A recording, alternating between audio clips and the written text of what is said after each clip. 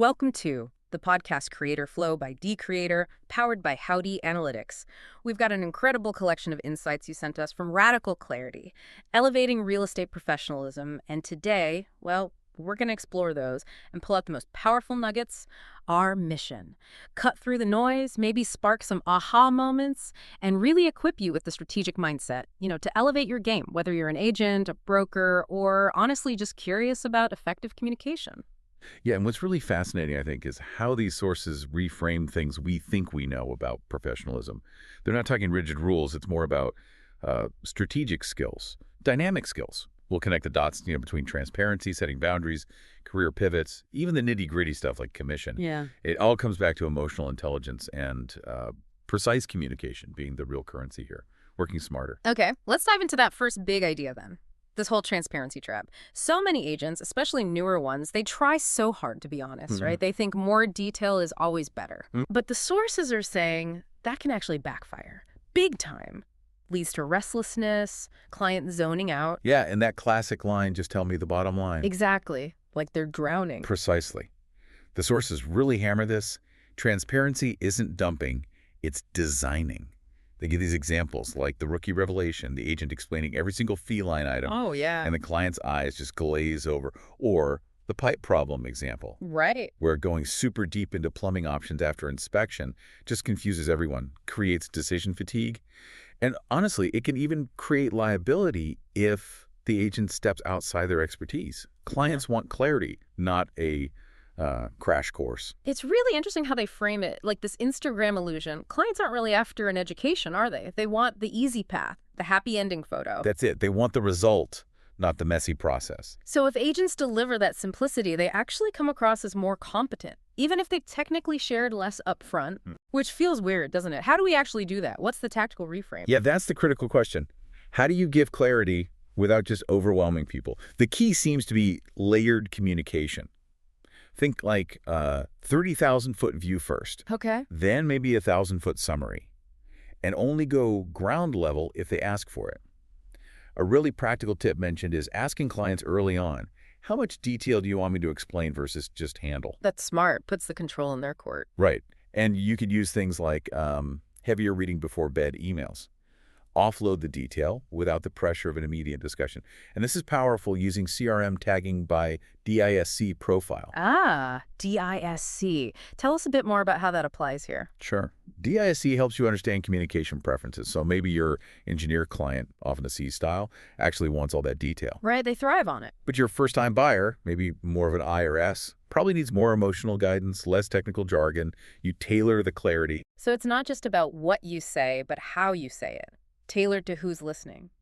And this links to the emotional equation, doesn't it? Clients aren't grading you on how much they learned. Not at all. They're measuring success by how calm, how confident they felt during the whole thing. Your real job isn't just educator. It's empowerer. Clarity becomes that emotional currency. Okay, so how do agents package that clarity across different platforms like CRM or social? Good question.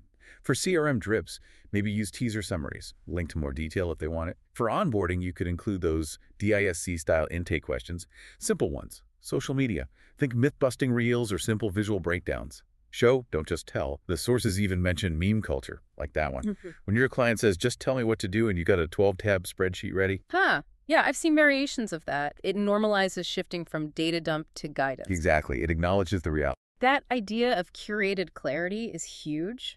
But sometimes just finding the time to be clear feels impossible in this business. Which brings us to the next theme, the hustle hangover. It's everywhere, right? Definitely. Agents equating constant hustle with success, but it costs them. Family time, sanity, quality of life. We all know agents glued to their phones 24/7. And if you connect that to the bigger picture, hustle is maybe okay as a launch strategy. No. But it's not sustainable long term. The sources talk about the burnout blueprint and this martyr myth in real estate culture. The glorification of being always available. Right. But clients don't always reward it, and it just leads to resentment, burnout for the agent. That example of the agent losing sleep over a flaky lead who demanded instant showings and then ghosted. Ugh. Yeah, that hits home. It shows being always on often just means you're exhausted, not actually more effective. So for someone stuck in that hustle cycle, how do they start setting boundaries? It must feel really hard. What are some practical systems that scale to avoid the hangover and get time back? It is hard. It's a definite mindset shift. But the sources point to this boundary paradox, setting clear boundaries. It actually tends to earn respect and leads to less burnout. Okay, so what's the first step? Tools. Yeah, leveraging tools is key. Things like CRM segmentation with lead scoring. Prioritize who gets your immediate attention. Maybe AI-powered inbound filters to qualify leads before you invest tons of time. Interesting. Automated nurture sequences for open house sign-ins, things like that. And definitely time blocking tools. Protect that personal time fiercely. A sign call lead might seem urgent, but they're often flaky, right? Requires a different strategy than a solid referral. Right, managing energy, not just time. Exactly.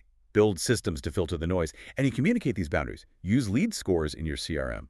Set clear voicemail availability. You can even put it out there on social. Yeah. Normalize it. Posts like, why I don't answer calls at dinner, and why that helps you. Manages expectations up front. I like that framing. It's about emotional ROI, isn't it? Agents who reclaim their time feel better, have stronger relationships. Every yes to a demanding lead is a no somewhere else. Precisely. It's about effectiveness over just sheer availability. And again, humor helps. Think of a meme. When your client texts at 11 p.m. and you're mid-bite at a wedding, it uses wit to set expectations without being harsh. Create structures clients understand and hopefully respect. Okay, let's shift gears. Let's talk about the license leap. Lots of new agents think getting their post-licensing done super early gives them this huge advantage.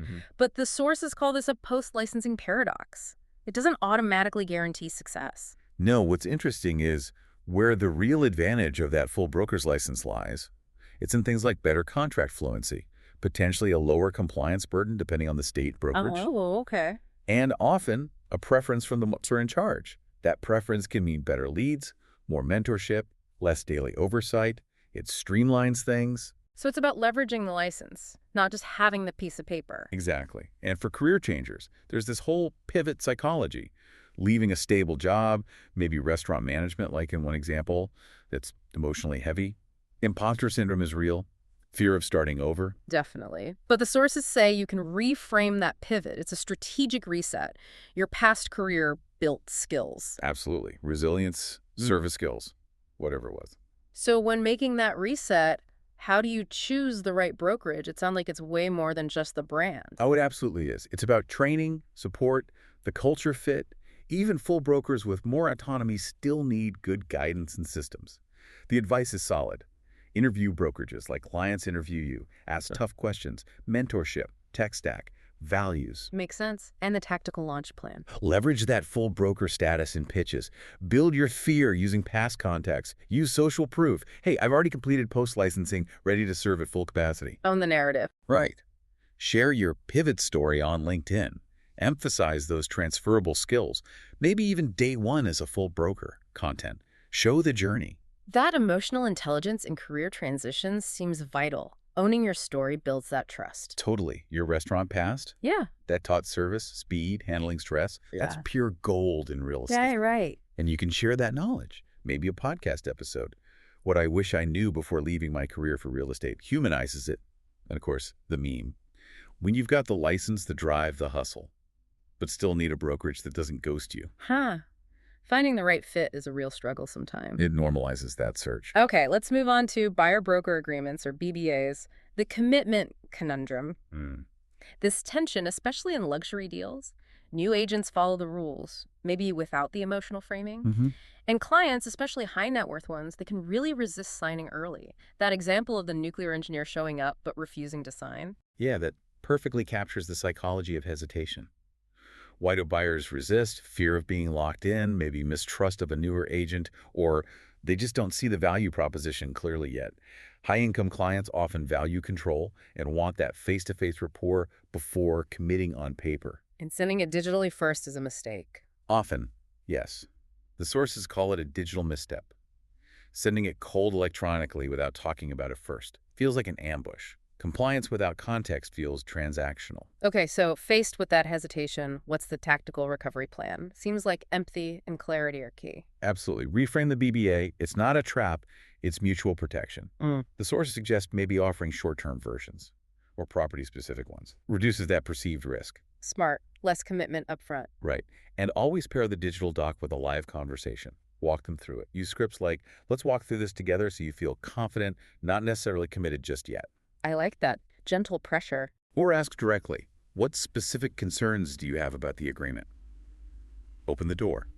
It aligns with that buyer trust matrix idea. A first-time buyer needs education, reassurance. A luxury buyer values discretion, control. So you tailor the BBA conversation too. Exactly. Tag leads in your CRM by trust level BBA readiness. Include a what is a BBA explainer in your onboarding kit. Simple visuals. Social media reels like why serious buyers sign BBAs and what it protects. Focus on the benefits to them. It's that emotional intelligence in luxury transactions. Sell the partnership, not just the paper. Precisely. You're the strategic partner. And yeah, there's a meme for the awkwardness too. When your buyer says, I have questions, but won't tell you what they are. Huh. It just prompts you to think, how can I make this dialogue more open? Right. Use empathy. Okay, now for a really specific situation. Agents buying their own homes, commission as currency. Negotiating commission credits sounds great, but it's tricky. Yeah, it's a unique scenario. The big picture goal is usually to reduce your out-of-pocket closing costs. Or keep more cash, maybe avoid some tax exposure. This leads to the credit versus commission dilemma. Commission credited towards closing costs, that can be a tax shield. Commission paid out directly, that's taxable income. But lenders cap those credits, don't they? They often do. Lenders cap seller concessions, which includes these credits. Yeah. And that's where the language trap comes in. If your offer is worded poorly, you could leave money on the table. The sources give really precise language. What is it? Something like, buyer's agent commission of X% to be credited toward buyer's closing costs. Any excess to be paid as standard commission. Clarity is crucial. Got it. But then there's the agent-buyer tightrope. Agents think their own deal will be smooth. Huh. Yeah, famous last words. But reality hits. The sources talk about emotional whiplash, feeling dismissed by lenders, frustrated by compliance issues. The commission credit clash when the lender pushes back. It happens.